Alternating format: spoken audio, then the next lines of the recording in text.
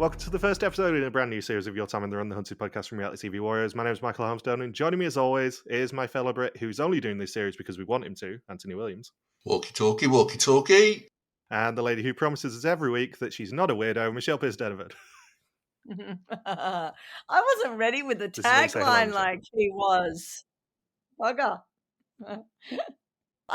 When did we last podcast? Like, seriously. Last Hunted.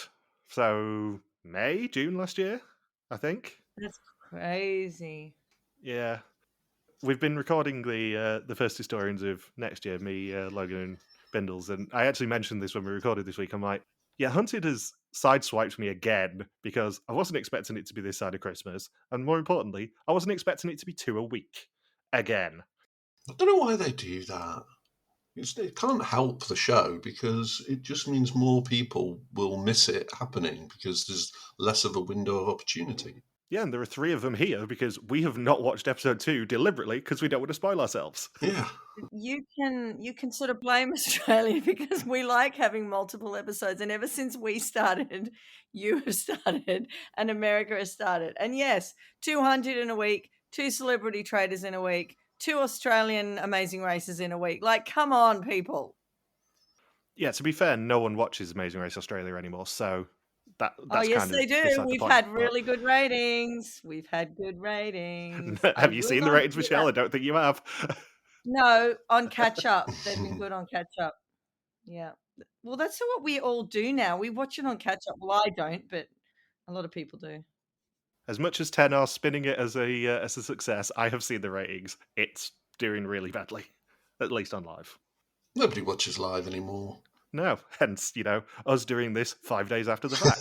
Exactly. But, yeah, quick admin point. As much as I joked about it last year, it was in all of the descriptions last year, like whatever Channel 4's schedule is, and it was actually weekly. This year it isn't. So we will be doing it weekly every single Saturday because, life's too short to do 3 episodes of this show. We're doing 6.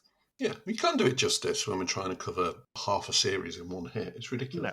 No. And when I say 6, I mean 6 asterisk, because coming on to my next point, if there are any hunters or fugitives who do want to talk to us, you know where we are. There may be some irons in the fire on that point. Well, there may be even more, but we'll get to that when we introduce the cast. Yeah, I have had a preliminary conversation with someone about maybe coming on. But I've not told you guys deliberately. Because I slightly called someone out on DMs who I know listens to this podcast. So, first question. Everyone knows what I've been up to the last year. What have you guys been up to? Anything interesting? Oh, God. Last year, loads. Changed jobs again. Same thing, still working in learning and development. Loads of comedy stuff. Been doing some amazing stuff. Been doing some big gigs. And just general life stuff, really. What about you, Michelle? Are your children still alive? Yep, still alive. One just turned 14. The other one's 19, who is now going to change into doing a teaching degree. I asked her if she was very sure about that before she and yeah, trucking along, winning a few different things like award show attendance, and managed to corner the CEO of the company who makes the Amazing Race and chat to him. It's been a good year doing bits and pieces and podcasting with another company as well. So yeah. The startling thing is, when you say your daughter's 19 now, she was 8, 7 when we started this. Really? Yeah. I know, it's crazy, isn't it? My eldest's just gone off to Cardiff University. It's just bonkers. Yeah, because if you consider we're about 6-7 weeks away from 12 years of the podcast now. Wow, that's crazy. 2nd week of December, that was. The 11th, I believe. And you mentioned Eureka, so that leads me on nicely to something that I know you guys will want to discuss with me, is the fact that Alex Liang invited me to the 007 Road to a Million premiere. Oh, cool. And really? I linked that to Eureka because I spent the entire evening bitching about Eureka to the exec producer of the show. Wait a minute, is it done by Eureka? No, it's done by someone else who I really should know off the top of my head, but I don't. But I ended up getting introduced by Alex to one of the exec producers, and we started talking about the podcast and all that sort of stuff. And he said, "What's your favorite show that you cover?" And I'm like, "Well, kind of by default, it's got to be Mole, given how many seasons we've done of it by this point." He said, "Did you see the Netflix one?" And I'm like, "Oh boy, yes, I did briefly. Saw 3 episodes of it, thought it was terrible." So that then led on to me basically pointing out how Eureka did not understand the show. I don't think it was terrible. Right. You're wrong. It was. It was average. I have seen 50 plus seasons of Mole at this point, and it is the only one that I have not finished because I just couldn't be bothered. On the flip side, though, there must be millions of people who've only seen that, and that's got to be a good thing. I mean, from their perspective, yeah, because any season they see after that is going to be better. I just think a mediocre season of The Mole is better than no season of The Mole, right? I don't Yes. agree. See also Amazing Race Australia. Because you brought up Alex's show, I quite liked it. Yeah, it was really fun. I am not just saying this because I know that Alex will probably listen to this podcast, and this is the first time he's heard me talk about 007 Road to a Million when he's been on it. But I loved the first series. I loved the second series in a different way, obviously. I have an invested interest in Alex doing well on it, at least. I think the first one was a bit more cinematic, but the second one was good fun, at least. I think, I know when the first episode came out in England and I hadn't seen it, or maybe it was the second one, and he got a bit of flack for the way he was acting or something. And then I messaged out. I literally binge watched it in a day, all the episodes. And I understood, when he came to that episode, I'm like, well, what are people's problems? I don't understand. But then I've watched Amazing Race so many years, and we've had the Charla Murner and Schmerner and all the people that people hate, and I generally like them, but I couldn't see anything that Alex had done wrong. So I even messaged him and said, "You were fine. Like, that's seriously ridiculous. If anyone hated you for anything you said, that was crazy." The way the exec described it as Alex is a casting producer's dream. Yeah, of course he is. Because he has no filter, and he's very competitive. Yeah. I know. It's good. But people kind of don't necessarily enjoy watching people who are competitive. And I say that as someone who, was incredibly competitive on The Chase and got a lot of hate for it. That's ridiculous. People need to toughen up. My God. So Hunted. Yeah, Hunted. Oh, How yeah. many shows have we been through? Given we're 10 minutes into this episode already. So we begin with a fugitive on a walkie-talkie being followed by the hunters on heat-seeking, and the hunters have eyes on, apparently. And 14 new fugitives are being extracted from Stansted Airport to begin. And of course, just for Michelle, the first hunter that we see is the bit of all right, Daisy. Yes. I follow her on Instagram, and every time she posts about her adorable dog Pepper, all I can think of is you saying, "She's a bit of all right." Well, she's not hard on the eye. Yes, she's fine. So Ray is back as the chief, officially. Obviously, the real power behind the throne is Emperor Doug. We all know that. Assisted by Georgina and new Deputy Abigail, who is a former military intelligence officer. I do love episode 1s of Hunter because it's like a big reunion, isn't it? You go, It oh, look, oh, they're back. Oh, they're so look at them. cool. It Yeah, is. it's great. And when Doug came on the screen, I actually went, "Doug!" Yeah, me too. He's our friend. We like him. He's back. I think this podcast has just continued as a vehicle for Doug spotting at this point. He knows it. He embraces it. It was great. It was great. Right after that, I feel like the producers went, come on, don't keep them waiting. Come on, let's get some Doug on. Some early Doug. We have a proper Doug scene later in the episode. That's all we asked for when we're watching Hunted. Yep. Yeah. So the first team that we're introduced to is brothers-in-law. I've spelled that wrong. Brothers-in-law, Shaq and Warren. For some reason, my Word doc auto-corrected Shaq to Shaw. So I'm like, that's not right. Sure. Brothers-in-law, Shaw and Warren. The second team are sisters and definitely not best friends, Jenni and Emma. Okay, so at this point, I need to declare an interest here. Ooh. So, Emma and I used to work together. No! Really? And I had no idea she was on the show. I've not spoken to her for a while. But yeah, about 6 years ago, we worked really closely together on a project when we both worked in the pub industry. So I shared an office with Emma, and we won awards together, in fact. So there we go. And I will Wow. also say, with absolutely no bias, Emma and Jenny are my favourite team. Oh, 100%. They're great. They're going to be so good. And I know Emma enough to know she's going to be great. Yeah. They were the stars of this episode. Oh, yeah. Hmm. Also, Shaq and Warren, because they weren't the stars of this episode in terms of ability. Jenny and Emma, I think, are going to be a lot of fun. When we get to the third team, who are Steve and Chris, I think they're going to be a lot of fun as well. Oh, yes. So Jenny does absolutely not want to do this show. She's only doing it because Emma's making her, basically. And Jenny has also been a prison officer for 11 years, which the Hunters are definitely going to approve of. Yep. Given what Oh, happened last year with the prison officer. Mhm. The third team is Steve and Chris, who are a pair of best friends. Steve is sight impaired. Chris is height impaired. Already, I'm in. Yeah, I'm all on board with this team. You just know they're going to be brilliant. Yeah. I'll also say, just going back to Jenny and Emma, they were going to be the banner with Emma's reaction to Jenny saying, no, we're not best friends. But unfortunately, the resolution on it is a bit weird, and I couldn't make it work as the banner. So instead, Steve and Chris are the banner. Steve only has 10% of his vision, and going on the run is on his bucket list. And immediately, as soon as HQ see that Steve is vision impaired, they go, fuck, he's going to be wily as anything. Mhm. Because they know what sort of a person is going to get cast if he's got any sort of vision impairment. And the fourth team that we're introduced to are mother and daughter, and very bitchy from George this, extras from The Shining, Dion and Saffron. Oh gosh, I know. I mean, but that was in the first second. You could see they looked similar, but then when they were on screen a bit longer, you could see they were mother and daughter. I don't know how anyone could call them sisters.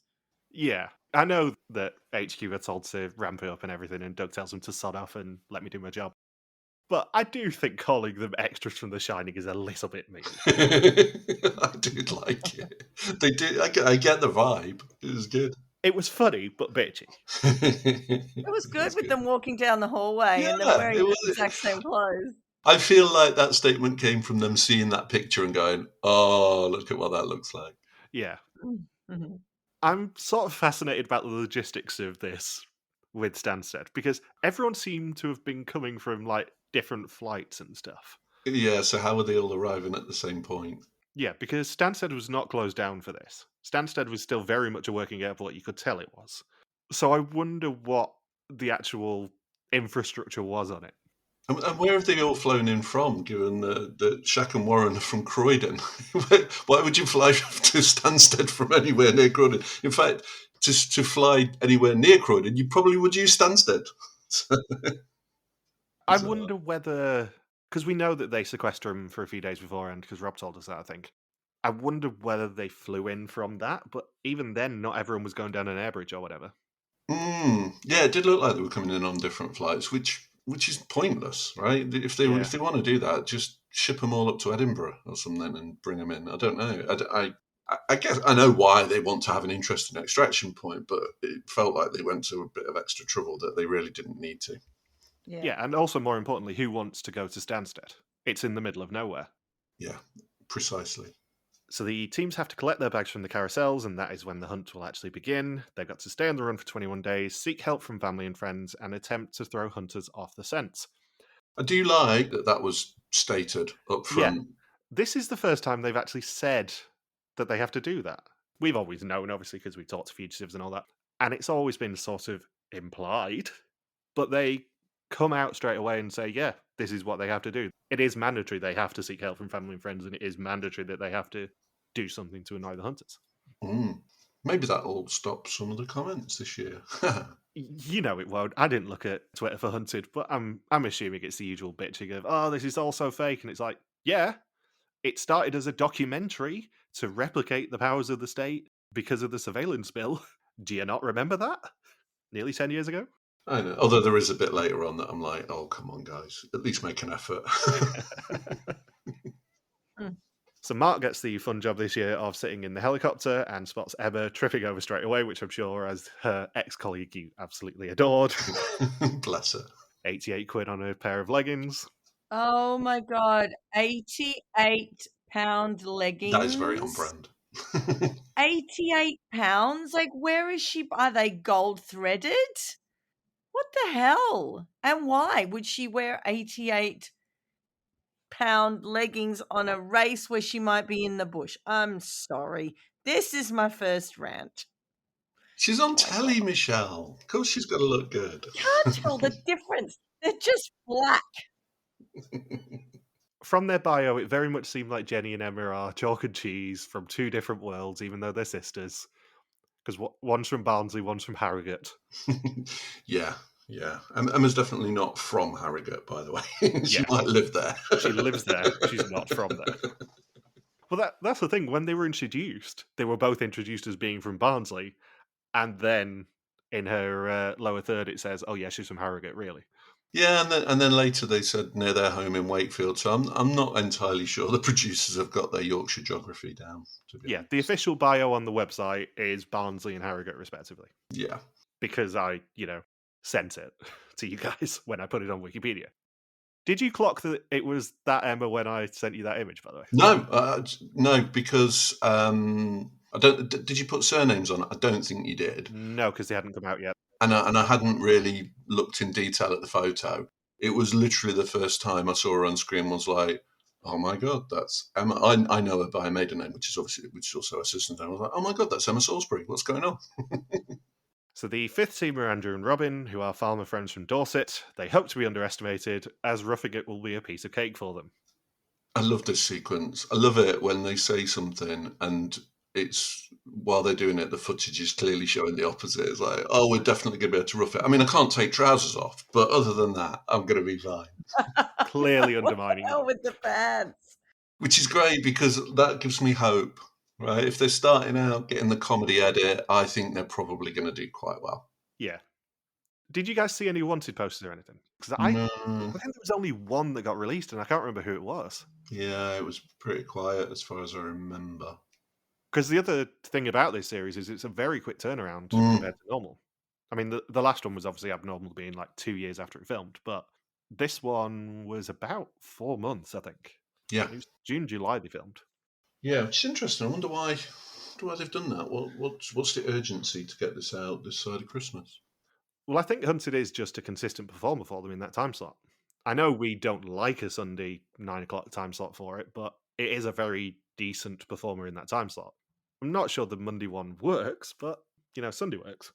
Yeah, I don't know why they do that. I can't see any reason to firstly compress the series into 3 weeks, which I think is daft, but also Sunday night and a Monday night are completely different audiences, you'd have thought. Yeah, it's just a small miracle that they're not putting up against celebrity traitors. Well, yeah, that's true. Like ITV are burning Big Brother off against traitors. Mm. The sixth team are Sean and Marie, who are doing Adventure Before Dementia, which I'm sure you guys both loved that comment. Oh, what a great cool. little line. I loved that made it. me chuckle. And they're on a train to Norwich. And the final team are engaged couple Simran and Cameron. It is a pre-marriage test, which we've seen enough TV shows like this to know whenever you say that phrase, it's always interesting. Yeah. This is like when the all-female teams on The Amazing Race say, we're here to prove that women can do great things. Okay. Good luck with that. Yeah, that's definitely going to pan out the way you expect it to. So Jenni and Emma get into a car and promise they're not weirdos. And the one other bit of the Twins from The Shining that we actually see is that Dion gets clocked tapping in on a bus to Harlow. Steve and Chris get in a taxi and aim to get as close to Ilford as their £50 will take them. Another rule that they've subtly confirmed there. Yeah.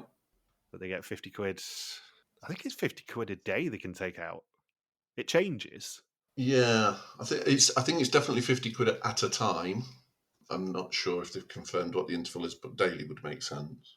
Because I think Joe and Dan said it was 50 quid at a time, but they only found the cash machine to begin with dispense 20s. Okay. Because that's why I remember it. But then they said that Warren and Shaq took out £49. Did you hear that? Like, why £49? So the hunters only have one team on the ground and lots of CCTV and information to sift through. And Warren and Shaq are the only team not to leave the airport by the time the hunters get there, and they tap in on the Stansted Express. What do we think about using the ATM and tapping in at the Stansted Express? I think ATM's a better idea. Yeah, definitely. And because I think if you know that the hunters know where you are, you might as well do anything that gives your identity away at that point, right? Yeah. Yeah, So use an ATM when you know that the hunters already know you're at the airport. because at least if they use the ATM, there are a few options of how they're going to get out. Yeah, then going and buying a ticket for a train at the airport, maybe less smart, but But yeah, you don't use your card unless you absolutely have to. That's, and I know that they do have a thing where they've got to use the card a certain number of times and all that sort of stuff. So I'm not naive about that, but there's a few where you go, really, you shouldn't be tapping in on anything if you don't have to. Mhm. Mm. So Charlotte and Paul are the hunter team on the ground and they pull up at the train station. However, HQ analyst Ashley informs them the train is leaving the station and the fugitives are on board. Yeah, no, I don't know if it's because we've just watched this too many times, but in my notes, I've literally put Shaq and Warren still at airport, brackets, they are definitely not getting caught. So it's the old, if they're not in the same frame, they could be hours apart. But I think Warren still ends up getting caught on day one. I think all of this story in this episode is day one. Oh, yeah. I just mean like in that moment where, it goes to an ad break on a cliffhanger and you're like, oh, is he going to catch him? Absolutely not. There's no way they're getting caught at this stage. Yeah, because I think there's only been one person before who got caught on day one, and that was in Joe and Dan's series, and Alex and Bob. That was a really useless university lecturer who got caught in the Manchester bus station. That's right. So Emma and Jenny are in their new associates, Kathy's car, and still being chased by the helicopter. Emma has 3 degrees and thinks that she can outsmart the hunters. Yeah. She's a smart cookie, Emma. Yeah, I have high hopes for them. I do. You always worry when you see a lot of team in episode one because it means one of two things, doesn't it? It means they get caught very early and you need to get all their backstory out of the way, or they're going to do really well, so they need to be cemented in your mind so that you don't forget how good they are. So I'm hoping, because clearly Shaq and Warren aren't going to the end, that maybe Emma and Jenny are the don't forget about this team because they're going to be really good. And sometimes when you've got a team on quite a bit, it's because all of a sudden they go quiet and they can't find them, and then Yeah. that's the Yeah. only content they have. I think from an editing point of view, as soon as Emma falls over in the car park, you go, we've got to focus on these people for the first episode, really. hmm But you tend to have a team who are really high visibility in the first episode who do really well, which would be the girls. You tend to have a team who are not high visibility but just get comedy scenes like Steve and Chris. hmm And then you tend to get a complete clusterfuck of a team like Warren and Jack. So Kathy takes them to an underground car park for a vehicle change, but Emma uses a stranger's phone to contact her friend Imogen, who works nearby, and the helicopter has to duck out because of fuel, and as a result, they lose track of Jenny and Emma. We then get our legally mandated scene of Emperor Doug, who looks at Shaq's photo metadata, and the photos cluster all around the south of the River Thames, and they have a huge network in and around Croydon, so teams are sent there. Yeah, I mean that's not fair, is it? Because we immediately then find out that they've got contacts in Basildon. No, that's it. Yeah, I mean, their contacts go as far north as Basildon. I'm going to try not to be too hard on Warren and Shaq being morons in this episode. But it's going to be difficult. No, totally. But what I will say here is that if you are a team whose contacts are all clustered around one very small area, especially in London where there's lots of CCTV, you go as far away from there as possible. Yeah, definitely not get in touch with your sister-in-law. I mean, come on. And how many cameras were they seen on? Like, seriously, Yeah. it was like, how many more cameras can you possibly get on? Are you just going to places where there are cameras? Well, I'm assuming you guys saw the last Celebrity series. They had to go to London to get the extraction information, and there are so many cameras. Yeah. Yeah. It was a plot point for an entire episode of the Celebrity series. Yeah, they didn't cover themselves in glory in this episode, I think it's fair to say. So they put Mariah on monitoring, who is Warren's sister and Jack's partner, and the boys arrive in Tottenham Hale and beg Warren to steal a way to go to Croydon. They reach Croydon and CCTV picks them up on the entire journey because, again, London's transport network has a lot of cameras. And Veronica and Mel are sent to Mariah's home address, and the neighbours wonderfully refuse to grass her up. Yeah, in the most South London scene ever. It was great. I know grass. Shaq and Warren then seek help from nearby friend Aisha, and she arranges them a lift to a safe place, but Mariah calls her about the house visit, and the hunters get the call. More importantly, including the boys talking to her. As much as it's Michelle's job to just go, stupid, all the time on this podcast. Stupid! Yes. Yes. And Warren even gets brass bollocks and says he wants them to be lured to the house so he can see who he's dealing with. It's great, isn't it? Their only tiny bit of redemption is that at least they figure out, oh, they've already sorted the connection. They're already on to us. It's like, well, yeah, it's your sister, mate. But the other fun bit of this is the very next scene is the bit where Aisha says, oh, you do realise that they can identify my car because it's got a personalised number plate, right? Again, trying not to rag on them too much, but yeah. Have they ever watched the show before? Like, No. Clearly not. Would it be a no? No. Without knowing specifics, I would guess that they saw an Instagram advert saying, do you want to win £100,000 and go on the run? And they were like, yeah, we could do that for 21 days. I suspect they have never seen this show before. That's insane. So the hunters also make the connection to Aisha's stepdad, Loxley, who is housing them, and put him on monitoring. And in a sign of this show having a bit more of a budget, for some reason HQ now have weird Aber Voyage style avatars of the fugitives that they can bring up. They are a bit weird. Yeah, why? Why do you need those? We then get reminded that Steve and Chris exist. As Steve is very active, they worry he'll be way fitter than they anticipate. They're in the Welsh border, staying off the radar. Steve was told that he was going blind when he was 18, but his family knew way before he did. Yeah, it's always good to get a nice little bit of sympathetic backstory in episode 1. Yeah. Yeah. Hypothetical question for you both as parents. Would you do what Steve's parents did if one of your kids was going blind and you knew? I don't know. I did briefly think about it. I don't think so. I think I would have had that conversation as soon as they were old enough to understand. Maybe at 12-ish, probably. Yeah. I know this is a very heavy conversation for our podcast, and we do usually try and keep it as light as possible, but I was genuinely interested when I watched that scene. I'm like, I need to ask them about that, just out of interest. Yeah, and I get where he's coming from, that, if you're told something like that, it could impose a self-limiting belief. But on the flip side of that, if you're prepared for something, then you can start dealing with it, and you can start putting in place things that you might need. So I get it. There's no wrong answer. No, absolutely not. And there's no criticism from any of us. I just think it would be a very difficult choice, regardless. And there's no right or wrong answer, I would say. I think it probably depends on the child. But yeah. Yes. Anyway, Steve and Chris are probably going to win. It's summary. Fair shout. It's a fair shout. Bearing in mind, every single time we watch a premiere and we see a scene like this of someone just randomly in a field that we get for a minute going, yeah, they're nowhere near the hunters.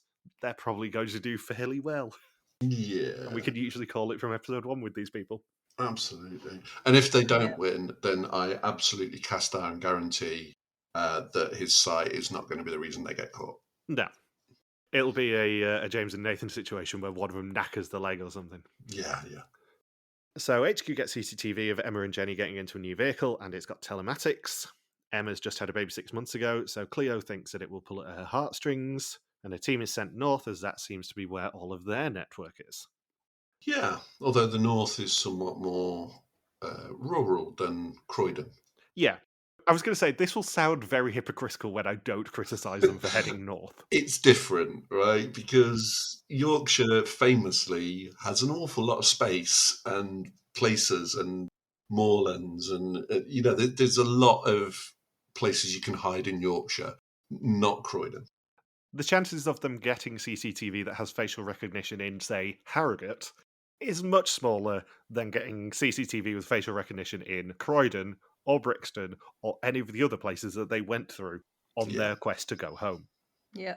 Especially when you know, as we've already had it confirmed in this episode, that they do have to seek help from family and friends and all that. It makes a lot more sense to go way away from the start point anyway, Hmm. towards your network first, get any supplies they can help you with when the hunters are inevitably going to be playing catch up because they've got so much CCTV and information to go through. Do all that nonsense first, and then just go at the back of beyond. Yeah, that makes absolutely perfect sense. Yeah. I don't know whether there is a time frame in which like they've got to harass the hunters once a week or whatever to get around that. But, if it was me, and I would never do this show because I would hate every single second of it, you go as far away from the extraction point, you do all the mandatory stuff like contacting your friends and family and all that while the hunters are more distracted with more people, and then you just disappear. Yeah, and it takes time for them to build your network, doesn't it? So if you've Yeah. already contacted people before they know they're your cousin, then you've got a better chance. The longer you leave it, the more likely they are to have established the connections. Yeah, the hunters have got to play catch up at the start if you're going to succeed. Yeah. Whereas if you go towards where they are and all the facial recognition cameras and all the cameras and all the stuff like that in London, you're probably not going to do that well. Just one word. Stupid. Yeah. Silly. We have seen before that HQ hunters are not averse to going out into the field themselves and doing a capture, or at least facilitating a capture. So I don't think it was particularly smart. Imogen's asked to take them to Yorkshire. Emma's doing hunted to show her son Freddie in future that he can do anything, and they are dropped off at Bentley railway station 20 miles away from home. HQ get the telematics and the CCTV of them at the train station and identify the train eventually. In Croydon, Warren then rings his sister Nadine from Loxley's phone to try and get out of the area. Nadine then, really subtly, makes a scene in a zipcar and honks the horn repeatedly. Yeah, but she's got What? massive sunglasses on, right? So nobody's going to know who it is. Come on, give her some credit. Oh my god. You know, if you want to hide in South London, massive sunglasses or putting a hoodie backwards over your head works every time. Works every time. A little bit of praise I will give them here is a zip car is not a bad idea. No, I give them credit for that. Yeah, just renting a car, good idea. Good idea. Because it's much harder for HQ to actually pinpoint anything on it.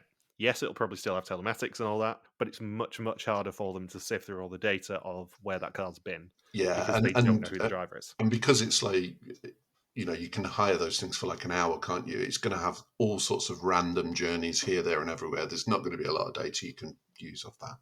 I do wonder whether HQ would clamp down on that in future series because it seems like a bit of a loophole. We'll see. In the same way that WhatsApp used to be a loophole and now they actually allow it. Yeah, but what you'll find is if they use it again, somehow there'll be this amazing system where every time a zipcar moves, it pings somewhere. Yeah. Let's be honest, Emperor Doug's probably got away. There'll be a way. Where there's a Doug, there's a way. Yeah. So HQ pick up the activity on Loxley's phone and makes the connection with Nadine. Her phone is cell-sighting towards Kent, where she is taking the boys. And they are dropped off on a side road, allegedly in the middle of nowhere. Yeah, whilst on one hand it's quite difficult to hide in South Croydon because of the CCTV, on the other hand, two black guys in the middle of Kent, not going to stick out at all. Yeah. Yeah, they sort of skirted around that a little bit. Well, they did mention it, to be fair. They were like, yeah. And I admire the courage of wandering around what looks like quite a white estate in Kent, randomly knocking on doors, telling people you're on the run, will you help us out? I admire your spirit, boys. Yeah. Going to Kent in and of itself is not a bad idea, because it's a lot more rural than, Croydon. But, again, you probably want to stick to areas where you can blend in. Which is not where they were. It didn't look like they were going to get a yes, come on in, come and have a cup of tea or anything. Yeah, I was very impressed they did manage to finally get someone who was willing to help them. Thinking about it, we haven't really had that many black teams. We got 2 this time. Hmm. Yeah. But we haven't really had that many over the past 7 series. Well, we'll have to get IO's view on the diversity situation. Yeah. You always get one in Race Across the World, don't you? You always have one. Yeah, because Io and Madu are the only ones I think who got towards the end who are black. Mm. I can't think of any others, and I'm sure someone will fact check me, but I can't think of any off the top of my head. Do you have to clip this bit and make it into a YouTube short called "Is Hunted Racist?" Yeah, hunted racist. I love how every time you say something like that, Michael, you actually sound Aussie. I've watched too much Australian TV recently, Michelle. Bloody Like racer. when you're mad and want to say something like that, you actually turn Aussie. I have found myself doing a lot of Australianisms when I get angry, I'll be honest. I do occasionally, when I'm driving, shout "rack off your dag," that sort of thing. I've started watching wrestling recently because Joe's into it, and every time they introduce Rhea Ripley as Rhea Bloody Ripley, it makes me laugh. Jenni and Emma go to stay with one of Jenny's prison contacts, Nobby, but HQ get the CCTV of them leaving the train and make the connection to him. Welsh Paul and Craig are then sent to Nobby's house, and Craig jumps the gate. They search the house and interrogate him, but unfortunately his doorbell gives them away. Again, previous series. Yeah. It was at this point that it occurred to me that I'm probably the only one that got why Nobby's called Nobby. And that made me feel very old. So his surname is Styles. Yeah, of course. There was a famous footballer called Nobby Styles, Styles in the 60s. So. Yeah, so unfortunately the doorbell camera gave them away, and they, however, have gone a bit more rural because, Yorkshire, it works. And Shaq and Warren have been seeking help in the lovely urban metropolis of Ashford with local residents, and they worry that they will stand out in majority white areas, as we said. And they find a new associate, Rick, who offers to drive them to Canterbury, but they need to make a pit stop at Tesco to get some supplies first. Oh, God. Like, why? Why didn't you go on the run with your supplies in your bag? Your chips, or you call them crisps, like muesli bars, energy bars. Have them in the bag. Buy them at the airport. Yeah. I will say this now. For all the admirable things that they did with going around that estate and knocking on doors until they found someone to help them, they're not going to stand out in Ashford Tesco at all having a face covering on, not in COVID. If it was a face mask, like during COVID, you'd probably get away with it still. Which they did have. Yeah, but putting a scarf over your nose and mouth, you're definitely going to attract a bit of attention, even if you're not on the run. Yeah. Because anyone who covered their face when I worked in retail would be the one who would get covertly followed down the aisles. Uh-huh. And did I miss something, or did the "we've got a CCTV" hit in Tesco kind of come out of nowhere? Yeah. It did, but I think we saw earlier in the episode that they were looking for likely CCTV sites. So I think the way it probably works is they put in those requests, and then Gold Command, which I'm not sure if it's still Kevin, by the way, because he was credited differently this year. Then Gold Command comes back to them and goes, right, you've got a hit. Yeah, it just felt like it was a little bit sloppy, like one sentence from them. Because I think at some point they were looking at a map and the Ashford area was on it. If they just said, let's look for places around here, the camera could have zoomed in on the Tesco, because I think it was actually on screen. It just felt a little bit like, oh, you're just giving ammunition to these people who are going to go, oh, it's fixed. I think it did at one point focus on the Tesco. I'm sure it did, but if all they had to do was just mention it, and it would have just made the next bit much more realistic.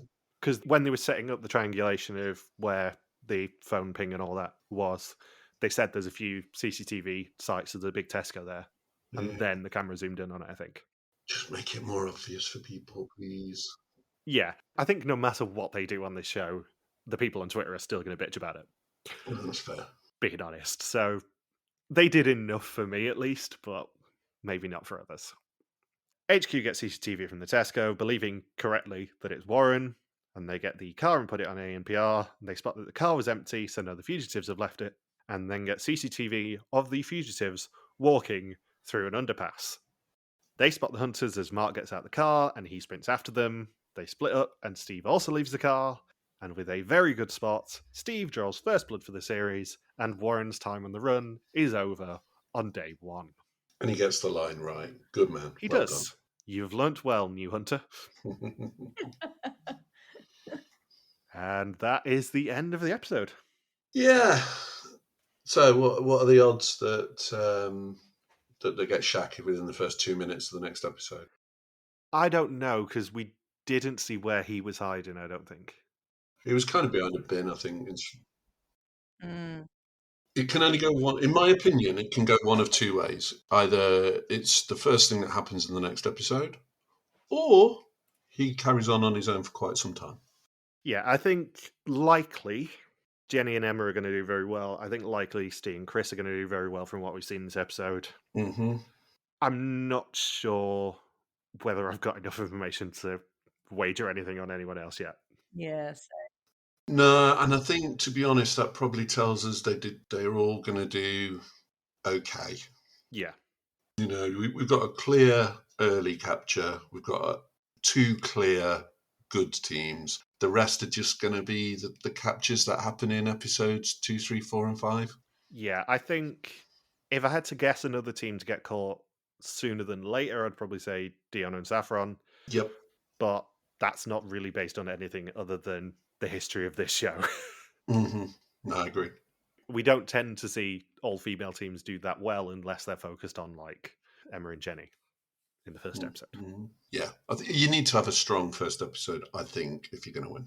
Yeah, you need to at least have enough content. Who's in the spa in the preview of the next episode? Oh, I wasn't. I closed my eyes.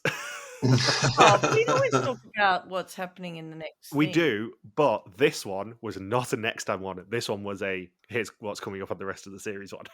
Yeah, Oh, it was was a bit. it? Oh, well, Yeah. some guys in a spa. Yeah, I've done notes based on it, but I was not paying attention to who was actually involved because, as we know from previous series, I end up accidentally spoiling myself on pretty much everything Yeah. because I see the B-roll that they do and go, oh, we've not seen that yet, so that person must be safe. Or in the case of the one that ended in Birmingham, literally seeing the extraction and being like, oh, he's running at the Bullring car park. He can't go. So, coming up still on the rest of the series, quick cars, drones, hot tubs, sheep, and lots of running. Sounds about right. Yeah. I think the fast car is probably the thing that I'm most interested about there. I think that sort of thing has the making of a moment that we'd love to talk about. Yeah, I'm fascinated to see what that is. Yeah. But then again, the big things like Rob going to the Liverpool Victory Parade never made it onto TV. That's true. Any predictions from you guys? I think we covered it. I think Yeah. Jenni and Emma. I mean, you're biased on Jenni and Emma. I am, but I'm really happy that they're not clearly the first team captured. That would have been really embarrassing. Yeah. We want them to do well so you can just go, hi, I know we've not spoken for 8 years, but I have a podcast, question mark. I've already messaged her. Oh, you might have. I've only got her on LinkedIn though, and it doesn't look like she's very active on there, so she may not, but she might be a listener because I'm pretty sure we were doing the podcast when we worked together. So Ooh, it would have been. So basically, what I'm saying is, I was probably the inspiration for her going on the show. That's all I'm saying. It's not for me to say other people are saying this. I'm not saying that. I'm not saying that's true. But Alex said I was the inspiration for him doing 007 Road to a Million. So what are you bringing to the table, Michelle? Oh, really? He did, Alex yes. did not say that. Really? He genuinely did, because him and Rob said a few times that the only reason that they knew of the show was because I was singing its praises in series 1.